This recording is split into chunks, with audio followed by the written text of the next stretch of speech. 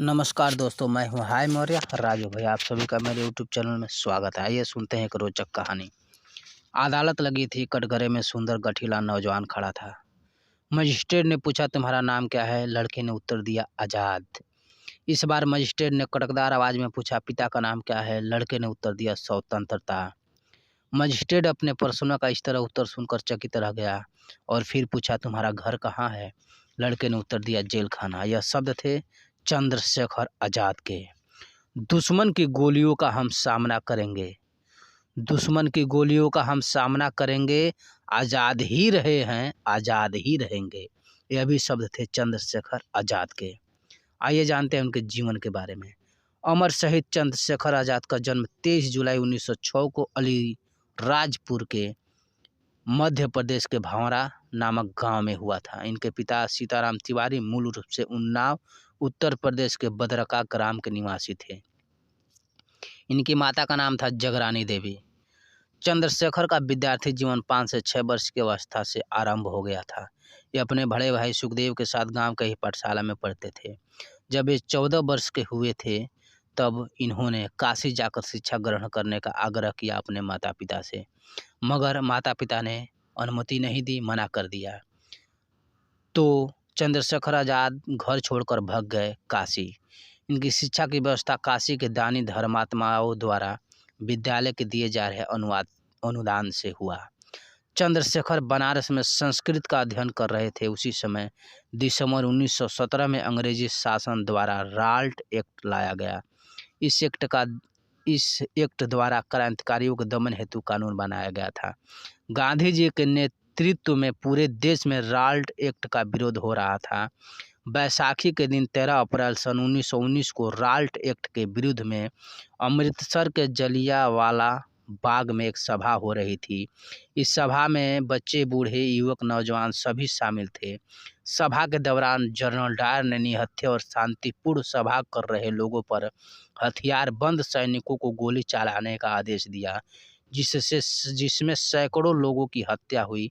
पंजाब की इस घटना की जानकारी चंद्रशेखर को समाचार पत्रों से मालूम पड़ी।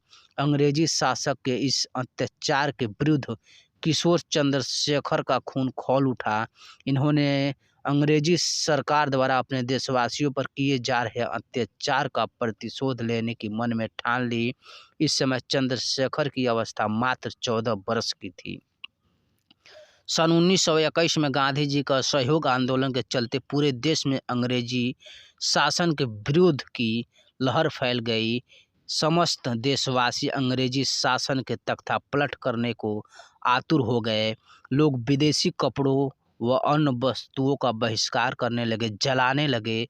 इस स्वदेशी आंदोलन के प्रभाव से चंद्रशेखर भी अछूते न रहे और आंदोलन में शामिल हो गए।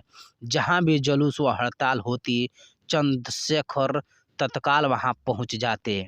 बचपन की कठिन परिस्थितियों ने इन्हें कठोर, परिश्रमी और संघर्षशील बना दिया था।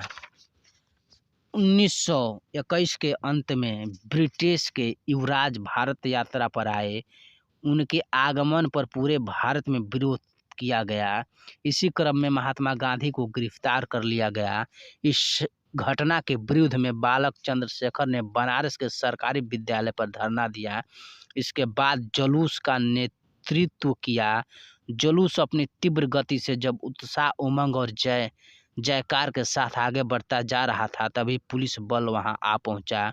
कुछ युवक तो भाग गए, किंतु उनके नेता और 2-3 सहकारी युवक नारेबाजी करते रहे, भारत माता की जय, भारत माता की जय।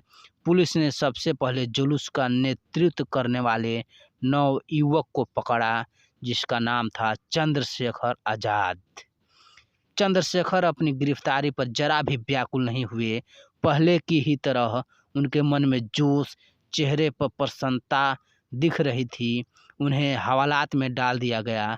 सर्दी का मौसम था और रात का समय था। हाड़ कांपा देने वाली सर्दी थी। पुलिस अधिकारी ने उन्हें ओढ़ने के लिए कंबल तक नहीं दिया, ताकि बालक ठंड से विचलित होकर उनसे क्षमा मांगेगा, किंतु ऐसा कुछ भी नहीं हुआ। रात के 2 बजे जब पुलिस अधिकारी जेल में निरीक्षण करने के लिए आए, तो बालक चंद्रशेखर को देखते हुए वह दंग रह गए। वह बालक तो उठक बैठक और कसरत कर रहा था। उसका शरीर पसीना से पूरा भीग चुका था। वहाँ की जमीन भी पसीने से भीग गई थी। अगले दिन बालक चंद्रशेखर को मजिस्ट्रेट के सामने पेश किया गया और उन्हें दंड में 51 बेत की सजा सुनाई गई। इसी घटना ने बालक चंद्रशेखर को चंद्रशेखर आजाद बना दिया। अब क्रांति के पथ पर अग्रसर हो चले। इनके विचारों और निर्भीकता की ख्याति चारों ओर फैलने लगी। इसे देखते हुए इन्हें हिंदुस्तान रिपब्लिकन एसोसिएशन का सदस्य बनाया गया। इस संस्था का उद्देश्य न केवल स्वतंत्रता प्राप्त करना था, ताकि शोषण रहित प्रजातंत्र की स्थापना भी करना था। कोकोरी रेलवे स्टेशन के निकट 9 अगस्त 1925 को सरकारी खजाना को लूटने की घटना में आज़ाद का महत्वपूर्ण भूमिका रहा।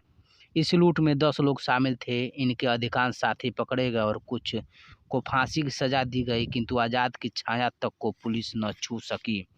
साइमन कमीशन के विरुद्ध में सन 1928 में हुए प्रदर्शन में पुलिस की मार से लाला लाजपत राय की मृत्यु हो गई, जिसके प्रतिशोध के लिए पुलिस अधिकारी सैंडर्स की हत्या की योजना बनाई गई। इस योजना का नेतृत्व चंद्रशेखर आजाद ही कर रहे थे। आजाद के साथ भगत सिंह एवं राजगुरु थे। सैंडर्स की हत्या के लिए अंग्रेजी शासन किसी को भी नहीं पकड़ सका। आज़ाद इस कार्य के बाद लाहौर से बाहर चले गए।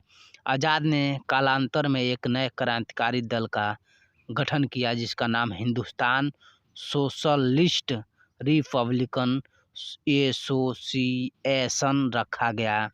आज़ाद इस संगठन के आजीवन सेनानायक रहे। वह सदैव अंग्रेज सरकार की आँख की किरकिरी बने रहे, किंतु अंग्रेज सरकार उन्हें कभी पकड़ न सकी। वह क्रू दिन शुक्रवार का दिन 27 फरवरी सन 1931 को आया, जब आज़ाद अल्फ्रेड पार्क प्रयागराज में अपने क्रांतिकारी साथियों के साथ संगठन सभा कर रहे थे। अंग्रेजी शासन को उनके अल्फ्रेड पार्क में उपस्थिति का सूचना मिला। पूरा पार्क पुलिस द्वारा घेर लिया गया। चारों तरफ से गोलियां चल रही थी। आज़ाद ने भी गोलियां चलाई। उन्होंने अपने अन्य साथियों को सुरक्षित बाहर निकाल दिया और स्वयं पुलिस से भिड़ गए। जब आज़ाद के पास एक ही गोली बची थी तो उन्होंने अपने कनपट्टी पर लगाकर और अपने खोपड़ी में गोली मार ली। चंद्रशेखर आज़ाद ने पहले ही प्रतिज्ञा की थी कि वे कभी जीते जी अंग्रेजी शासन के हाथ नहीं आएंगे, और हमेशा के लिए उस दिन चंद्रशेखर आज़ाद इस दुनिया को छोड़कर चले गए। मगर यह भारत हमेशा ही उनके इन दिशा निर्देश और कृत्रिम वीरता को याद रखेगा। इसी के साथ अगर आप लोग को ये वीडियो पसंद आए तो लाइक, कमेंट, सब्सक्राइब कीजिए। धन्यवाद।